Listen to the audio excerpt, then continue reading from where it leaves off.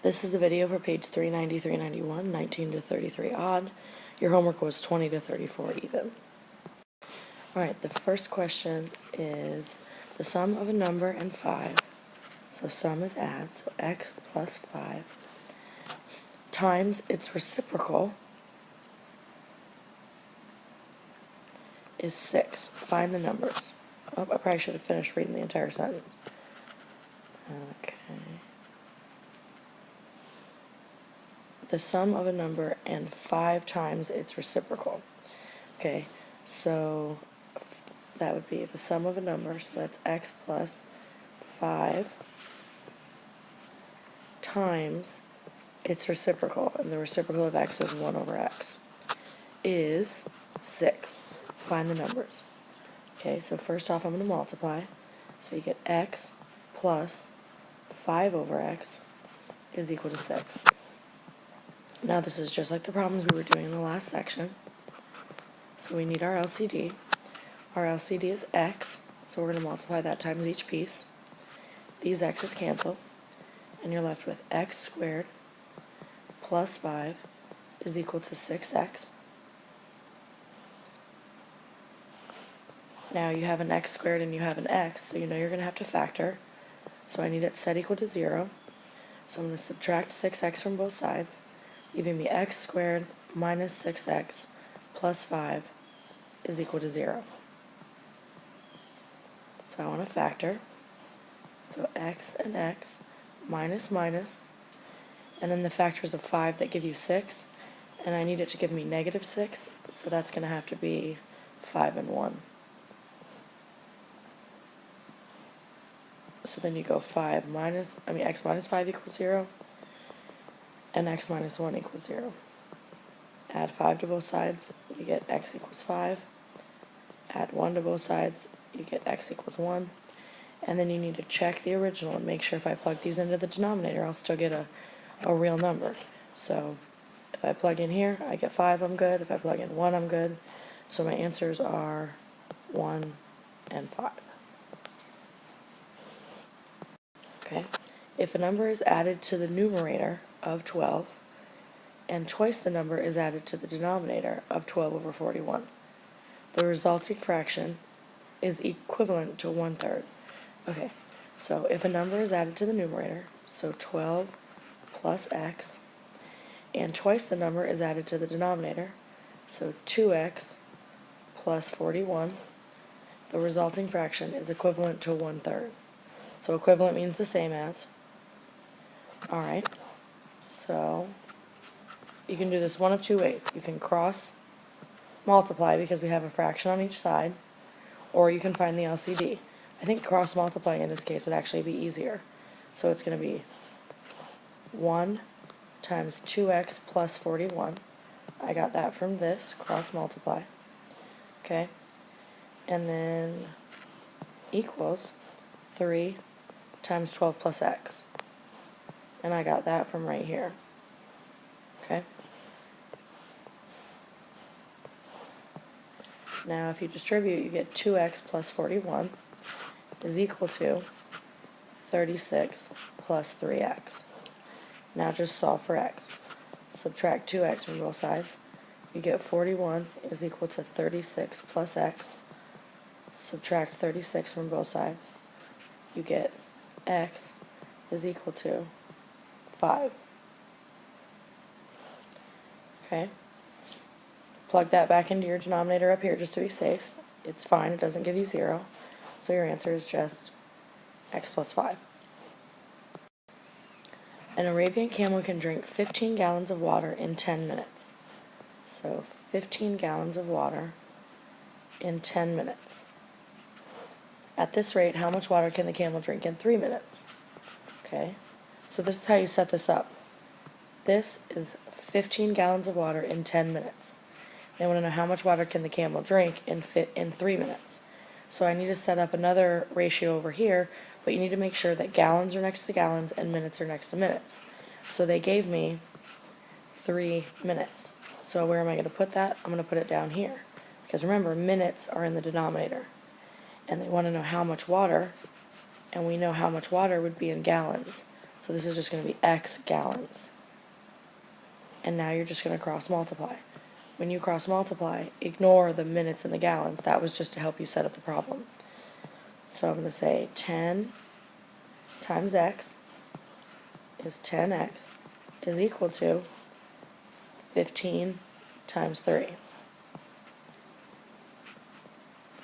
So then that's 10X is equal to 45. Divide both sides by 10. You get X is equal to 4.5 gallons. And that's how much a camel can drink in 3 minutes. And kind of look at your answer and make sure that it makes sense. If he drank 15 gallons in 10 minutes, would it make sense that he could drink 4.5 in 3? Yeah, that makes sense. Okay. In 2005, 5.5 out of every 50 Coast Guard personnel were women. If there were 40,639 total Coast Guard personnel on active duty, estimate the number of women. Round to the nearest whole.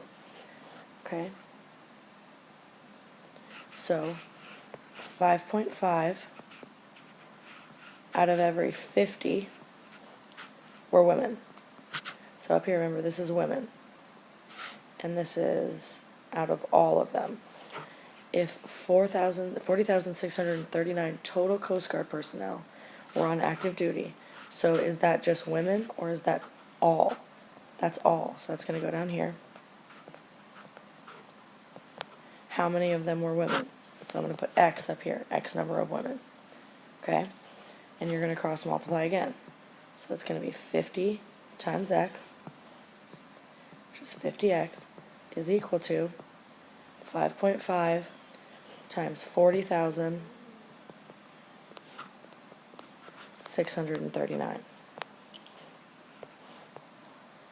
Okay, so first you need to multiply 5.5 times 40,639. And sadly, I don't know that in my head. So let me grab my calculator.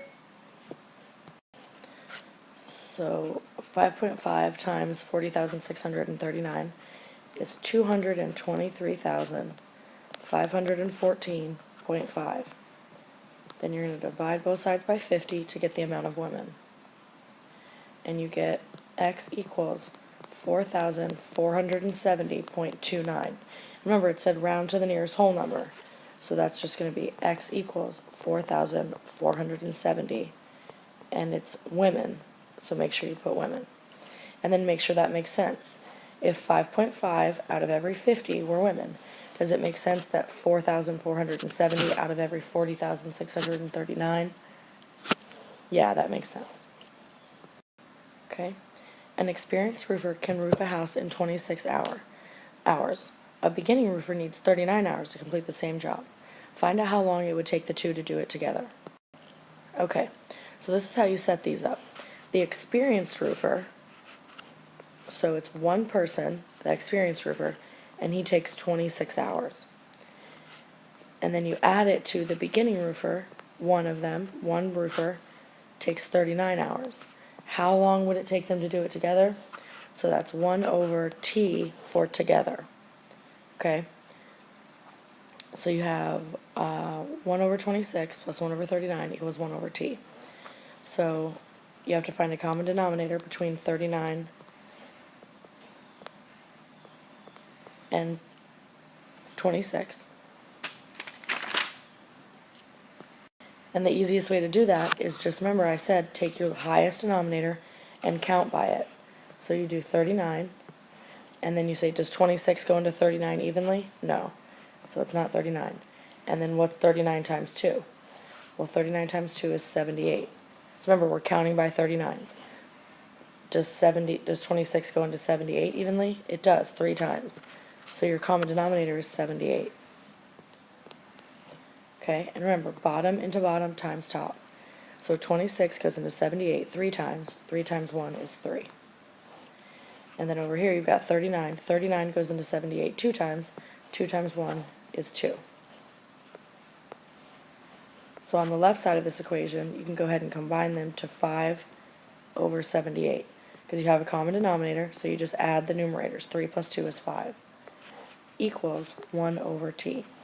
Now that you have this proportion set up, you can cross multiply again. So you've got 1 times 78 is equal to 5 times t, which is 5t. So 1 times 78 is just 78. Divide both sides by 5. And you get t is equal to 15.6. 15.6 what? Remember, we're talking about hours, how long it would take them to do it together. So your answer is 15.6 hours. Okay. 3 postal workers can sort a stack of mail in 20 minutes, 30 minutes, and 60 minutes respectively. How long would it take them to sort the mail if all 3 worked together? So again, we set it up like this. One of them can sort the mail in 20 minutes.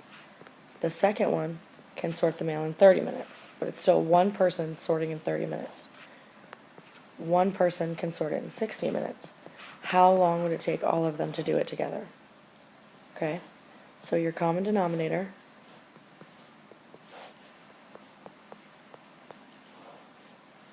take your highest denominator and count by it. So we're starting with 60.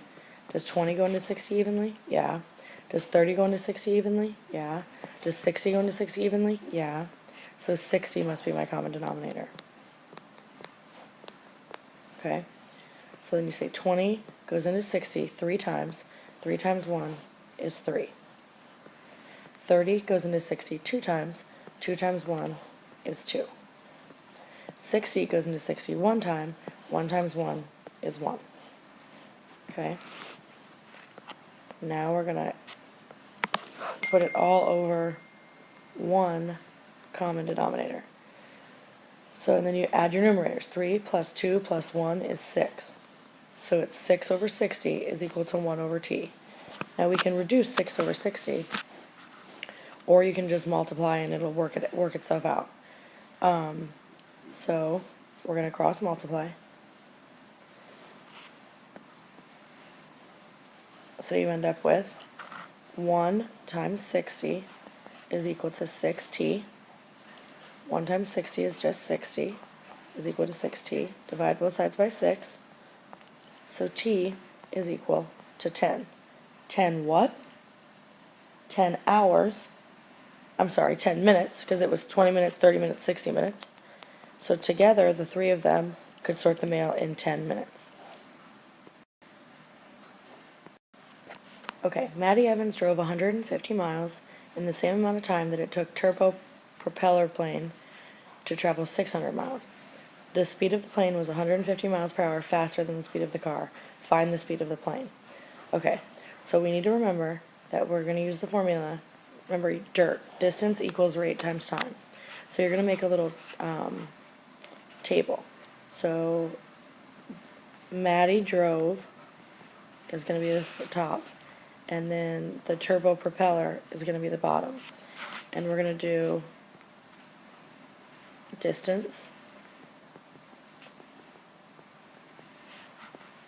and we're going to do rate, and we're going to do time. Okay, so the distance, so Maddie drove 150 miles, and the plane did 600 miles, right? The speed of the plane was 150 miles per hour faster than the speed of the car. So the speed of the car, we're just going to make x, and the speed of the plane will be x plus 150, because it's 150 miles faster than the car. In order to find our time, we just need to solve this equation up here for t. So if I wanted to solve for t, I would just divide both sides by r, correct? So then you get t equals d over r. So up here, we're going to put d over r. And we know d is distance and r is rate. So I can actually do d over r using my distance and my rate. So the distance for Maddie was 150, and the rate was x. And then the distance for the turbo was 600, and the rate was x plus 150. So now we have all the information we need to write our equation. And the way that we're going to write our equation is we're going to plug it in for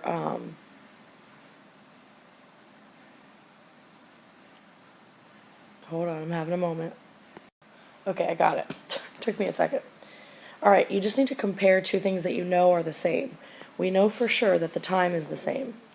So I can set up an equation using the two formulas we found for time, which would be 150 over x is equal to 600 over x plus 150. And the reason I know that it's the same amount of time is it says it right here, same amount of time. So these are equal to each other. So you're going to cross multiply. So you're going to get 600x is equal to 150 times x plus 150. So you need to distribute. 600x is equal to 150x plus 150 times 150 is 22,500. Okay? Then you're going to subtract 150x from both sides. And I'm going to come over here so I have more room. And you're going to get 450x is equal to 22,500. Then you're going to divide both sides by 450. And you get x is equal to 50. Now, looking back up at the beginning, what do they want to know? Find the speed of the plane. So the speed of the plane is rate, right? And it's x plus 150. So we found that x is 50, but I'm not done. In order to get the speed of the plane, in order to get the rate, I have to do x plus 150. Well, I know x is 50, so it's 50 plus 150. So the speed of the plane is 200 miles per hour. Okay, the speed of a lazy river's current is 5 miles per hour. If a boat travels 20 miles downstream in the same time it takes to travel 10 miles upstream, find the speed of the boat in still water. So, remember we're going to use distance equals rate times time, and we're going to make a chart again. We're going to go upstream and downstream. Okay, and we're going to go distance, rate, and time. Okay, so if a boat travels 20 miles downstream, so we know our distance downstream is 20 miles, in the same time it takes it to travel 10 miles upstream, so this is 10 miles, and your rate, you have to think of it this way. Downstream means you're traveling with the current. Upstream means you're traveling against the current. So when you think about rate, downstream is going to be x plus 5 miles per hour, because you're going downstream, those 5 miles per hour are going to push you faster. And then upstream is going to be x minus 5, because you're going against the current, so that 5 miles per hour is going to hurt you. So remember, time, again, is d over r. If I divide both sides by r, I get t is equal to d over r. So then this is 10 over x minus 5, and this is 20 over x plus 5. Just like in the last problem, we know that the time is the same, so we just set them equal to each other. So it's 10 over x minus 5 is equal to 20 over x plus 5. And now you're going to either cross multiply or you can find the LCD. It's up to you. I'm going to cross multiply. So I've got 20 times x minus 5 is equal to 10 times x plus 5. Okay, now distribute. You get 20x minus 100 is equal to 10x plus 50. So I'm going to subtract 10x from both sides. I get 10x minus 100 is equal to 50. Add 100 to both sides. You get 10x is equal to 150. Divide both sides by 10, and you get x is equal to 15. Now, what does 15 mean? Well, find the speed of the boat in still water is what they wanted. So 15 would be miles per hour. And that's it. That's the speed of the boat in still water. And that's your homework, so you guys have a good night. I will see you tomorrow.